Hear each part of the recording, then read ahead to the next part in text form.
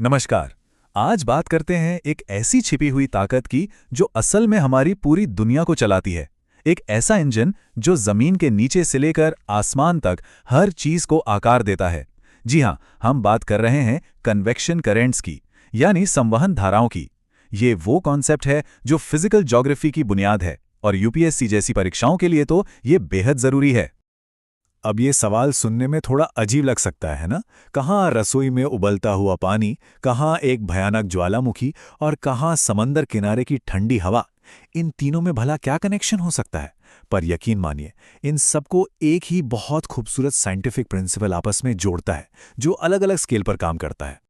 तो चलिए, हमारे ग्रह को चलाने वाली इन बड़ी बड़ी ताकतों को समझने के लिए हम शुरुआत करते हैं एक बहुत ही सिंपल रोजमर्रा के उदाहरण से। पहले इस बेसिक मैकेनिज्म को पकड़ते हैं। तो आखिर ये कन्वेक्शन करंट है क्या? देखिए, आसान भाषा में ये गर्मी के ट्रांसफर होने का एक तरीका है जो सिर्फ तरल पदार्थों मतलब लिक्विड और गैस में होता है। यहाँ तीन शब्द सबसे ज्यादा जरूरी हैं। पहला ऊष्मा यानी हीट, दूसरा घनत्व यानी डेंसिटी मतलब कोई चीज कितनी हल्की या भारी है, और तीसरा उस तरल पदार्थ की मूवमेंट।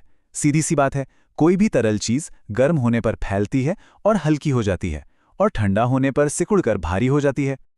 इसे उबलते हुए पानी के उदाहरण से सोचिए। जैसे ही हम बर्तन को गैस पर रखते हैं, सबसे पहले नीचे वाला पानी गर्म होता है।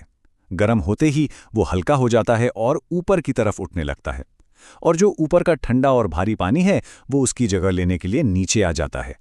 फिर वो गर्म होता है, ऊपर जाता है, और ये गोल गोल घूमने का सिलसिला चलता रहता है। बस इसी को संवहन चक्र या कन्वेक्शन साइकिल कहते हैं। ठीक है, तो रसोई की ये कहानी तो समझ आ गई। अब चलिए इसी छोटे से आइडिया को लेते हैं और देखते हैं कि ये हमारे ग्रह के अंदर एक बहुत बड़े आग के इंजन की तरह कैसे काम करता है। और ये तुलना देखिए कितनी कमाल की है। जैसे बर्तन के नीचे हमारा स्टोव बर्नर है, वैसे ही हमारी पृथ्वी के अंदर उसका बेहद गर्म कोर है जो हीट सोर्स है। जैसे बर्तन में पानी उबल रहा है, वैसे ही पृथ्वी के मैंटल में पिघली हुई चट्टानें यानी मैग्मा बह रहा है, और नतीजा, जैसे पानी में बुलबुले उठते हैं, वैसे ही मैंटल के अंदर कन्वेक्शन के बड़े बड़े सेल्स या चक्र बन जाते हैं। अब यहाँ एक आम गलतफहमी को दूर करना बहुत जरूरी है।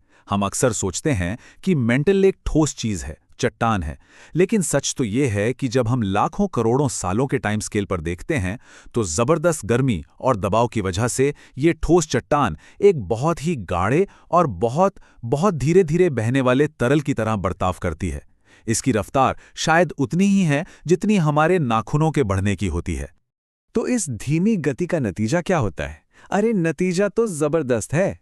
यही वो शक्तिशाली धाराएं हैं जो हमारी जमीन की विशाल टेक्टोनिक प्लेट्स को इधर-उधर खिसकाती हैं।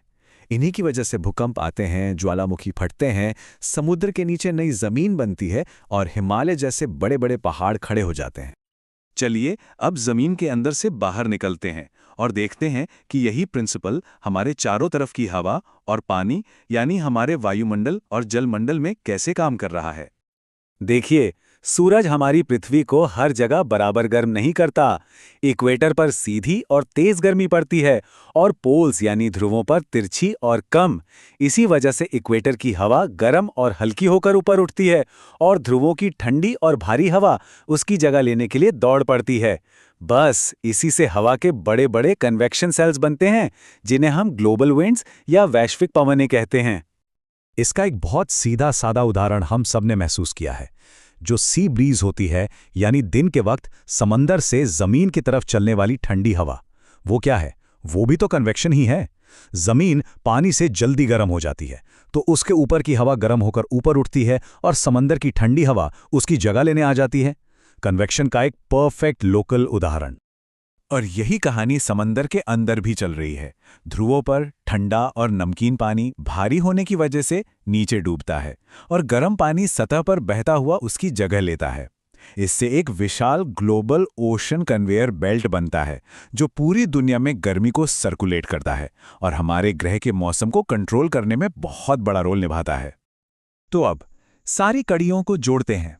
संवहन कोई एक अकेली प्रक्रिया नहीं है, बल्कि ये एक ऐसा सिद्धांत है जो फिजिकल ज्योग्राफी के कई अलग अलग हिस्सों को एक साथ पिरोता है और इसीलिए ये प्रतियोगी परीक्षाओं के लिए इतना ज़रूरी हो जाता है। और ये टेबल इस पूरी बात को कितने शानदार तरीके से समझाती है। चाहे सिस्टम स्थलमंडल हो, वायुमंडल हो या फिर जलमंडल, हीट का सोर्स बदल जाता है, बहने वाला मीडियम बदल जाता है, लेकिन जो बेसिक प्रोसेस है वो बिल्कुल वही रहता है। और उसके नतीजे हम प्लेट टेक्टोनिक्स, मौसम और समुद्री धाराओं के रूप में अपनी आंखों से देखते हैं। और ये सब कुछ सिर्फ सिर्फ एक कोर प्रिंसिपल पर टिका है। यही तो इस आइडिया की खूबसूरती है। बस एक कॉन्सेप्ट को समझकर हम पृथ्वी की सबसे बड़ी और सबसे ताकतवर घटनाओं की वजह जान सकते हैं। ये सच में प्रकृति के सबसे कमाल के सिद्धांतों में से एक है। तो सबसे जरूरी बात जो हमें याद रखनी है वो ये है कि संवहन ही हमारे ग्रह का असली इंजन है। ये एक लगातार चलने वाली प्रक्रिया है जो जमीन की सतह के नीचे और ऊपर दोनों जगह बदलाव ला रही है और हमारी दुनिया को वैसा बना रही है जैसी वो आज है। तो इस विश्लेषण को इसी सवाल के साथ खत्म करते हैं। अगर संवहन जैसी एक अनदेखी शक्ति इतने बड़े बड़े बदलाव ला सकती है, तो जरा सोचिए ऐसी और कौन कौन सी अदृश्य ताकतें होंगी जो हर पल चुपचाप हमारी इस दुनिया को बना और बिगाड़ रही हैं।